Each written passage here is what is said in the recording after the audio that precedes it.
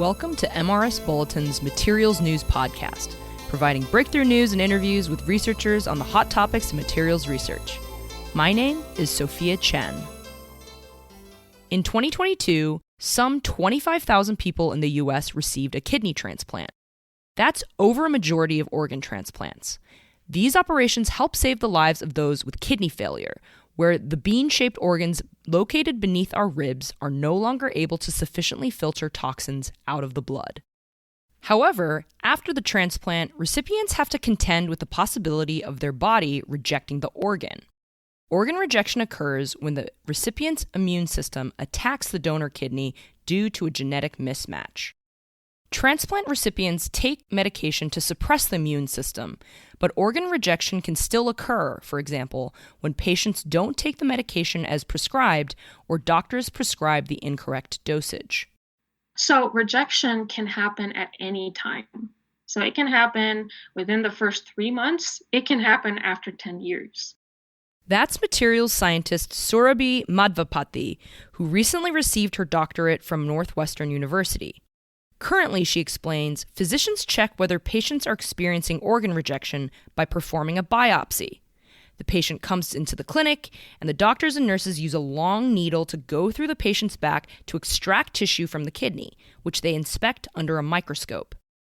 There are a lot of risks associated with it, such as internal bleeding, accidental damage to adjacent organs, and it's just not a pleasant process. And because they can only perform biopsies once in a while, doctors may not actually catch the organ rejection right when it occurs.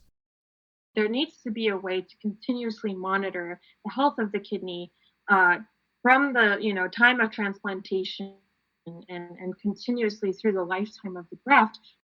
To that end, her team has developed a sensor that attaches to the kidney itself that could help detect whether the patient's body is rejecting the kidney.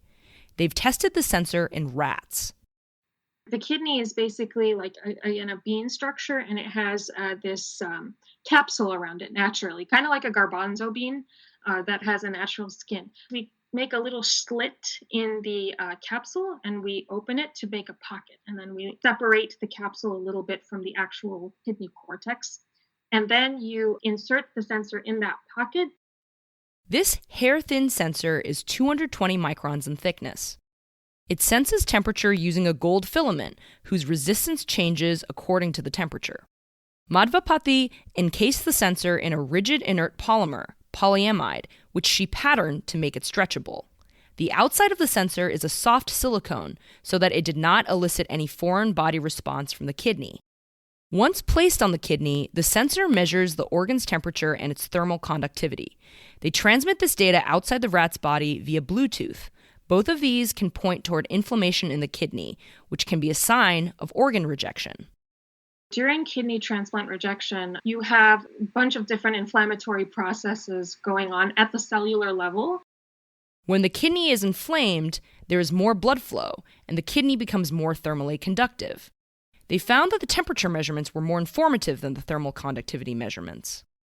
They tested the sensor by performing a kidney transplant between genetically identical rats and comparing them to kidney transplants in genetically different rats. The genetically identical rats would accept the kidney, whereas the genetically different rats would reject it. They were able to measure an increase in thermal conductivity in the kidney when it became inflamed and was being rejected. They also found that kidney temperature of the rats that accepted the kidney transplant sharply differed from those rejecting kidney transplants. In a normal rat that was, undergoing kidney acceptance, so no problems, all you saw was in the temperature data was one circadian rhythm that was going on every single day. So a single, temperature spike and dip during a single 24-hour period corresponding to its active and sleeping stage. The rats that received a genetically different kidney exhibited very different temperature signs.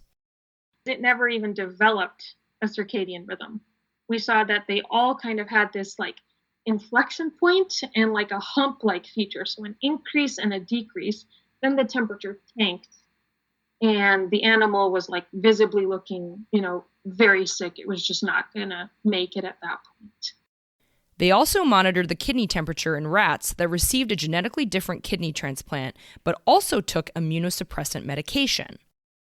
In the case where they were medicated, we saw even another feature. So it did develop a circadian rhythm, but it also developed these higher frequency rhythms. So instead of just one peak and trough per day, we started seeing a double hump like feature. So these are called ultradian rhythms. They occur on higher frequencies than your circadian rhythm. It's particularly significant that the temperature measurements looked abnormal well before the animals started behaving like they were ill, she says. This could mean they could catch organ rejection before the patient starts to feel sick. The team is working to investigate the sensor's use in larger animals. They are now testing the sensor in pig models, says Madhvapati. This work was published in a recent issue of Science. My name is Sophia Chen from the Materials Research Society. For more news, log onto the MRS Bulletin website at mrsbulletin.org and follow us on Twitter at MRS Bulletin. Don't miss the next episode of MRS Bulletin Materials News. Subscribe now. Thank you for listening.